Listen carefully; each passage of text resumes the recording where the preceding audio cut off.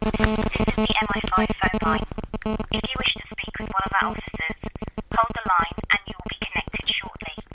Contact details for MI5 can be found on our website at www.mi5.gov.uk. Thank you.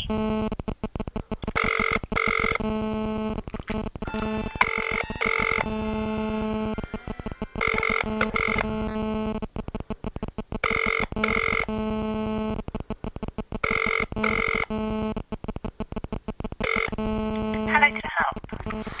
Hello, yeah, I was wondering if I could give in some information. Okay, yeah. Okay, the Muslims, everyone thinks that they're not all together on a plan to take over. I know for a fact there's jihad in Gravesend because I've got a friend on the street. Muslim fella showed him a video on a phone of him training in a jihadi training camp abroad with a view to killing people. And with that, also the Eastern Europeans, most of them can communicate together because the language is compatible, and after a quick conversation they can understand what each of them are saying. Plus you've got a group of Nigerians of Redeemed Christian Church of God that are racist, and all three are together as an army and want to take over, and they call it the plan. I know because many times I've been in front of certain ones of them and said, are you in on the plan? And because I don't look like I'm an agent or anything else, they find it amusing and they think, well, he can't do anything. But plus I'm being watched by Muslims anyway, because someone said, who was a Muslim cab driver, when I was in his cab, I said about work, and he said, I thought you worked in this area. I haven't been in the area for nearly a month and a half, never seen the man at all before. So why, as a cab driver who could have possibly passed me in that area about a month and a half ago, knowing who I am and everything else? I said, that's strange because I don't know you and I don't know anything about you. And he quickly changed the subject. And with that, you don't think of anyone you just passed in the street in Gravesend area or Northfleet area about a month and a half ago, because I haven't been in them areas for about that long. You don't think of them unless there's someone important, and the reason being is because they're onto me, and because they're talking about me and everything else. There's a fella called Mems, he owns a barbers, but he's in connection with the drug and prostitute gangs in Gravesend that supply the money for their army that they have here. Pastor had a boy at his laundering all that stuff for them and in on the other army, and with that, all this has been going on for ages. I've been leaving messages, I've been ringing this office and everything, nothing is being done.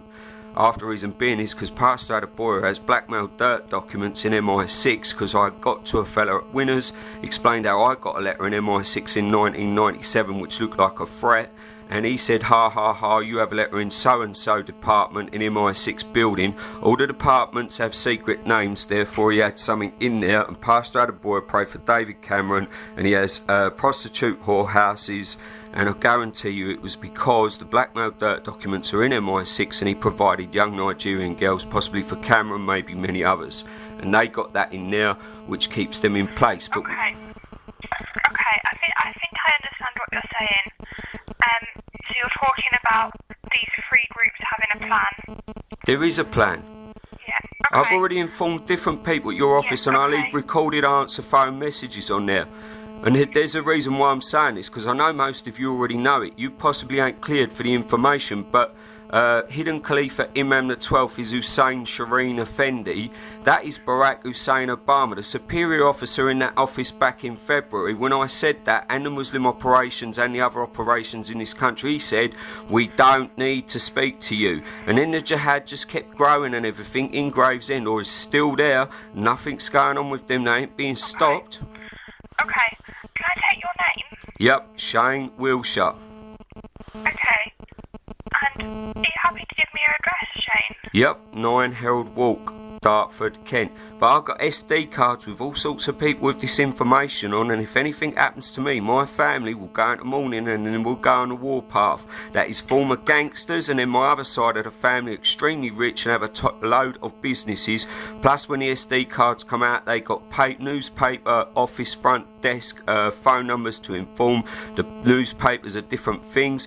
Plus there will be SD cards with them which they can edit out certain information that would keep them safe, but plus it would say that phone calls took place and everything, the lot. Okay, well well, thank you. So no one can take me out or do anything to me. So you can give that number to whoever you want, but they ain't got to be able to do nothing, because this has been going on for a long time, and I've been leaving messages on the answer phone for at least 7 or 8 days saying that you're being run by a colleaguery group, and that they thought it was a good idea to bring all these guys, these different nations in order to thin out the herd, and also in order to get us to lose our identity and culture, and with that make us easier to control. And they have a 6'10" assassin who was in that office, who eats CIA and KGB assassins for breakfast, and he has to eat them for breakfast because he's protecting colleaguery group. He's very good at what he does. But I have people in the building, including a man that took out 2 people too. Okay, well, I'm going to end the call now, but thank you for calling in. Anyway, you take care and look after yourself, because it's quite obvious you didn't have that information. But you take care, alright? You look after yourself. Be careful. Okay, take care. God bless. Bye.